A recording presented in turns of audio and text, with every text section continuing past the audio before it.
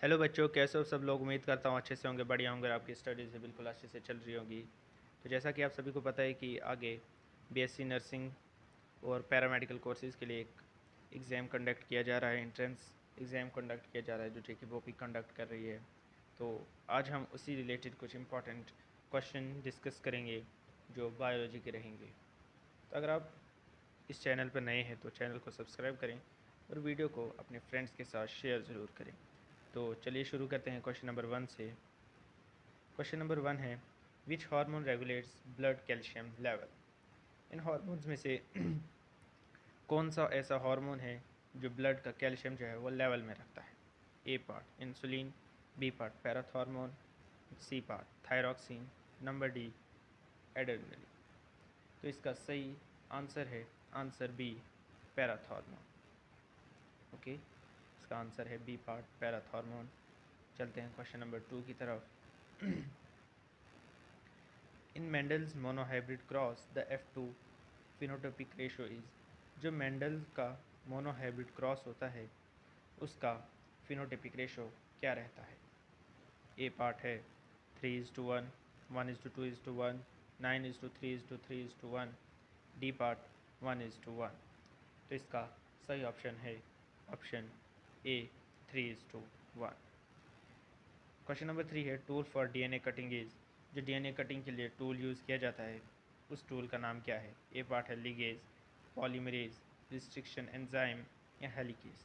तो इसका सही ऑप्शन है option C restriction enzyme. Okay, question number 4, primary lymphoid organ is. इनमें से प्राइमरी लिम्फॉइड ऑर्गन कौन सा है। A part spleen, thymus, lymph nodes या पायर्स पैचेस। तो क्वेश्चन नंबर 4 का सही आंसर है number B thymus. Okay, question number 5 है, Darwin's natural selection theory explains. इसका जो डार्विन की नेचुरल सिलेक्शन थ्योरी थी वो हमें क्या एक्सप्लेन करती है। Option A origin of life, option B variation, option C survival of fittest, option D acquired traits. तो इसका सही आंसर है option C survival of fittest. Okay, तो इसके बाद क्वेश्चन नंबर 6 है, 5 किंगडम क्लासिफिकेशन बाई। जो 5 किंगडम क्लासिफिकेशन थी वो किसने दी थी। A part Whittaker, B part Linnaeus, C part Aristotle, D part Haeckel. तो इसका सही आंसर है ऑब्वियस, ये बहुत सा आसान सा क्वेश्चन है, विटैकर ने दी थी। ओके, चलते हैं क्वेश्चन नंबर 7 की तरफ। Functional unit of kidney. Functional unit of kidney क्या है। A part neuron, B part nephron, C part alveolus या ऑस्टियो। तो इसका सही ऑप्शन है नेफ्रॉन। इसका सही आंसर है option B nephron. Question number 8 की तरफ चलते हैं। Test cross ratio for heterozygous. जो हेट्रोजाइगस होता है उसका टेस्ट क्रॉस का रेशो क्या रहता है। ए पार्ट 3:1, 1:1, 9:3:3:1 या हर एक जो है वो डोमिनेंट रहता है। तो इसका सही ऑप्शन है ऑप्शन बी 1:1। ओके, चलते हैं क्वेश्चन नंबर 9 की तरफ। RNA world hypothesis relates to. जो RNA वर्ल्ड हाइपोथेसिस रिलेट्स वो किस की तरफ रिलेट करता है। तो ऑप्शन है origin of life, protein synthesis, photosynthesis या माइटोसिस। तो इसका सही ऑप्शन है option A origin of life, जो दिया था वॉल्टर गिलबर्ट ने 1986 में। ओके, ये इंपॉर्टेंट है तो इसको नोट करके ज़रूर रखें। तो चलते हैं क्वेश्चन नंबर 10 की तरफ। Transcription sorry transpiration pull explain by. जो ट्रांसपिरेशन पुल था वो किसकी ज़रिए एक्सप्लेन किया जाता था। Number A root pressure, number B cohesion tension, number C guttation, number D diffusion. तो इसका सही ऑप्शन है ऑप्शन बी। ओके, तो चलते हैं क्वेश्चन नंबर 11 की तरफ। Graafian follicle contains. जो ग्रेफियन फॉलिकल होता है उसमें वो क्या कंटेन करता है। तो ऑप्शन ए है ओवम, ऑप्शन बी है स्पर्म, ऑप्शन सी है जाइगोट, ऑप्शन डी है एम्ब्रियो। इसका ऑब्वियस से आंसर है option A ovum. Question number 12 की तरफ चलते हैं। Hardy Weinberg principle requires. जो हार्डी वेनबर्ग का प्रिंसिपल था वो क्या रिक्वायर करता था। तो ऑप्शन ए है large population no mutation, B part small population, C part gene flow, D part selection. तो इसका सही ऑप्शन है option A large population but no mutation. Okay, चलते क्वेश्चन नंबर 13 की तरफ। Pyramid of energy is always, जो energy का pyramid होता है वो हमेशा कैसा रहता है? अपराइट रहता है, इन्वर्टेड रहता है, स्पिंडल रहता है या रैंडम रहता है? तो इसका ऑब्वियस से आंसर है ऑप्शन ए अपराइट।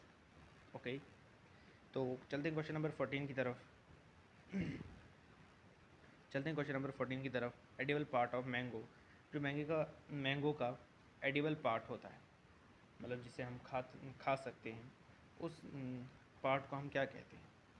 ए part mesocarp, B part epicarp, C part endocarp, D part seed. इसका सही ऑप्शन है ऑप्शन ए मेसोकार्प। ओके, चलते हैं क्वेश्चन नंबर 15 की तरफ। Which hormone produced by the thyroid gland? Which hormone produced by the thyroid gland primarily regulates the body metabolic rate? ऐसा कौन सा हार्मोन है जो थायराइड ग्लैंड प्रोड्यूस करता है और वो बॉडी का मेटाबॉलिक रेट रेगुलेट करता है प्राइमरली? तो इसके ऑप्शन है थायरॉक्सिन, इंसुलिन, एड्रेनलिन या ईस्ट्रोजन। तो इसका सही आंसर है ऑप्शन ए, जिसे हम T4 हार्मोन भी कहते हैं, और ये हमारे मेटाबॉलिज्म को कंट्रोल करता है। ओके, चलते हैं क्वेश्चन नंबर 16 की तरफ। Which type of mutation involving addition और रिमूवल ऑफ न्यूक्लियोटाइड्स?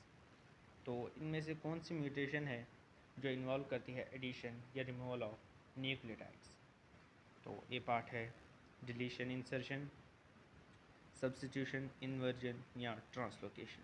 तो इसका सही आंसर है डिलीशन या insertion, option A. Okay,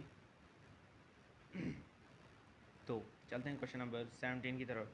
in C3 plant which molecule accept CO2 during the first step of Calvin cycle in photosynthesis? In C3 plant, जो C3 plant होता है, उनमें कौन सा मॉलिक्यूल ऐसा होता है जो कार्बन डाइऑक्साइड को एक्सेप्ट करता है जबकि वो फर्स्ट केल्विन साइकिल जो है हो रहा हो?